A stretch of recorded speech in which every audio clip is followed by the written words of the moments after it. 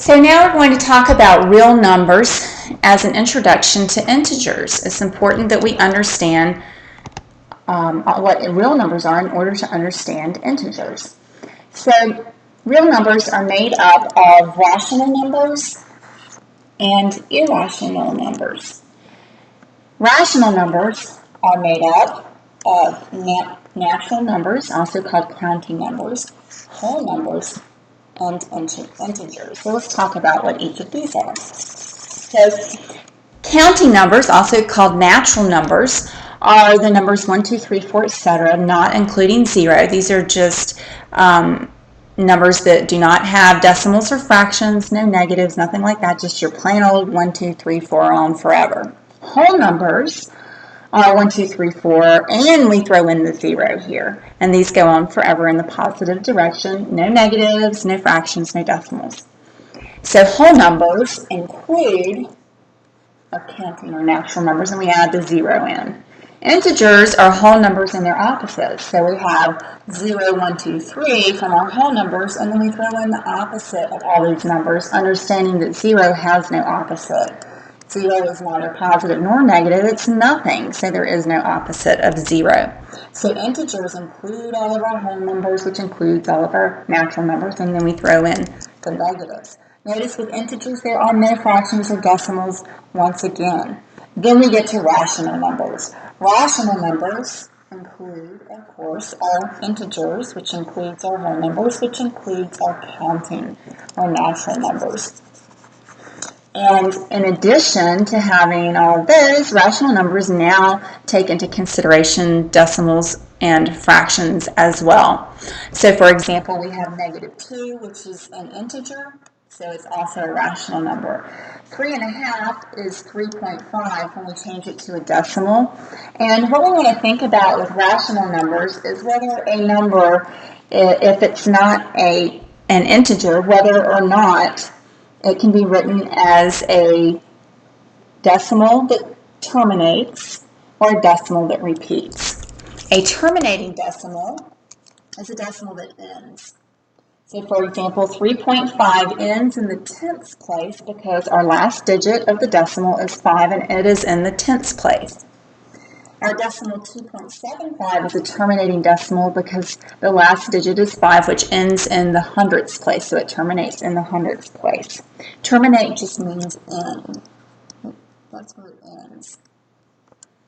Now 0.3 with a bar over it, as we all know, means 0.3 repeating, so that 3 goes on forever and ever and ever. This is an infinite decimal. It goes on forever, and it repeats. The 3 repeats. Since we have a decimal that repeats, that is considered a rational number. It is not a terminating decimal because it does go on forever. So you either have terminating decimals like 2.75 or 3.5. So these two decimals are terminating, or you have repeating decimals. These are infinite decimals that go on forever. Those are the two types of decimals you can have in order for a number to be considered a rational number. So if the number does not fit into integers, whole, or counting, that means it's going to have a fraction or decimal. And the fraction or decimal has to be written as a decimal, and the decimal has to either terminate, which means end, or repeat.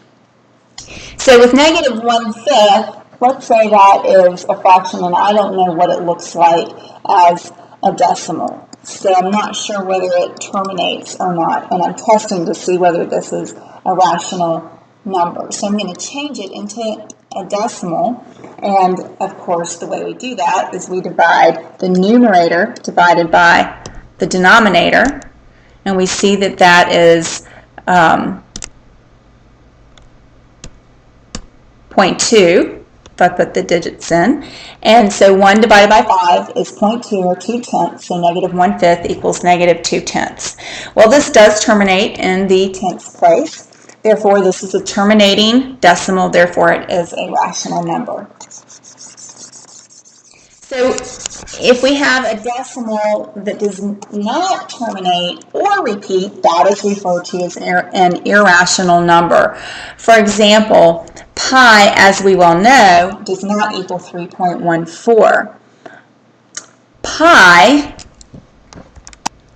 is a number that goes on forever. Here I've typed in pi on my calculator, and I see pi written out as many decimal places as will fit onto the screen. So I can see clearly this decimal is not ending. It's an infinite decimal, but there's no pattern to the decimal. Therefore, it is referred to as an irrational number. And I've written pi as its approximation. When we say that pi equals 3.14, it does not really equal 3.14. It is approximately 3.14 because we rounded it. Now let's look at 78 over 89. Well, I have no idea what that equals.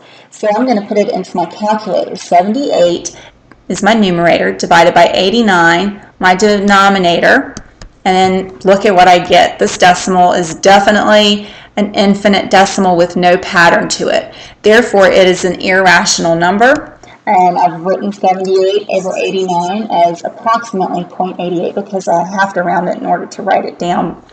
This is an irrational number because it's an infinite decimal with no pattern. So now let's look at some examples. In my first example, and you're going to be doing these examples in just a second.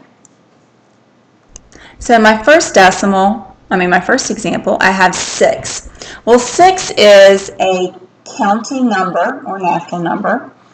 So that's why I have a C here. It's a whole number. It's an integer.